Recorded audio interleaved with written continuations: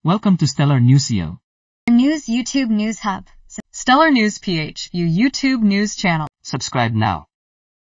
Dito sa Stellar Network ay siguradong updated ka sa showbiz news at iba pa. Kaya kung first time mo dito ay mag-subscribe ka na. Coco Martin, ibinunyag ang malalim na relasyon kay Julia Montes, siya ang partner ko sa lahat. Sa isang bihirang pagkakataon, ibinahagi ng aktor na si Coco Martin, 43, kung gaano kalalim ang ugnayan nila ni Julia Montes, 29, na matagal nang nauugnay sa kanya. Sa isang interview na naging viral sa TikTok noong December 22, 2024, ibinahagi ni Coco ang kanilang matibay na koneksyon at kung paano nila sabay na inaabot ang kanilang mga pangarap.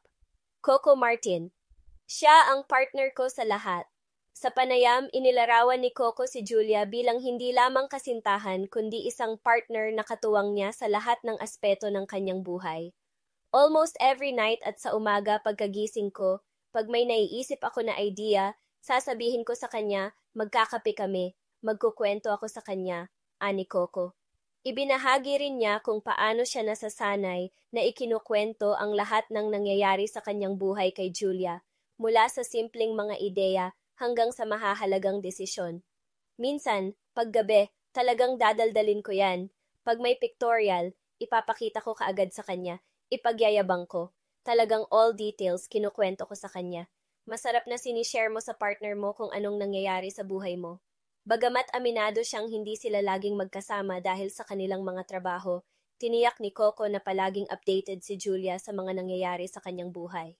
Nagbabahagi ng mga pangarap. Bukod sa kanilang emosyonal na koneksyon, ibinahagi rin ni Coco kung paano nila pinagtutulungan na tuparin ang kanilang mga pangarap. Masaya kasi yung mga pangarap namin sa buhay dahil dahan-dahan, paunti-unti, nakakamit namin na magkasama kami at nagtutulungan, ani Coco. Sinabi rin niya na malaking bahagi ng kanyang kasiyahan ay ang pakiramdam na may partner siyang susuporta sa kanya sa bawat hakbang na kanyang gagawin. 14 years apart, pero magka-level sa pagmamahalan. Bagamat may 14 taong agwat sa kanilang edad, hindi ito naging hadlang upang bumuo ng malalim na relasyon sina Coco at Julia.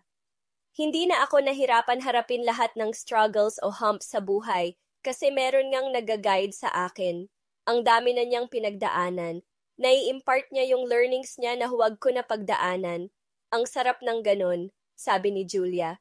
Sinang-ayunan ito ni Coco at idinagdag na nagkaroon sila ng isang bukas at mapagkakatiwala ang relasyon na walang kompetisyon. Ako yung naging tatay, kuya, kaibigan, best friend niya, at ang ikinaganda sa aming dalawa, walang competition. Talagang kung anong maitutulong namin sa isa't isa, yun ang ginagawa namin, sabi ni Coco. Coco, ako na bahala sa'yo. Nagpakita rin si Coco ng kanyang pagiging responsable bilang partner. Ayon sa aktor, ginagawa niya ang lahat upang matulungan si Julia na maabot ang kanyang mga pangarap. Ibinahagi niyang sinusuportahan niya ang actress sa mga personal na ambisyon nito, kabilang ang pag-aaral sa culinary arts. Ang pangarap ko sa kanya, makagraduate pa rin siya ng college, dahan-dahan lang, saad ni Coco. Ako na bahala sa pagtatrabaho. Gusto ko matupad niya yung dreams niya, pahayag ni Coco. Mas malapit sa pamilya. Ibinahagi rin ni Coco kung paano naging mas malapit si Julia sa kanyang pamilya, partikular na noong makilala niya ang kanyang biological father noong 2016. 21 years old na siya noon nung nagkita sila. Ang ganda ng journey niya na nabuo niya yung family niya, ani Coco. Sinabi rin ni Coco na pareho silang may pagpapahalaga sa pamilya, kaya't mas naging matibay ang kanilang relasyon. Matagal nang pinaghihinalaan ng mga fans na engaged o kasal na sina Coco at Julia, lalo na nang mapansin ang suot ni Julia na tila engagement ring.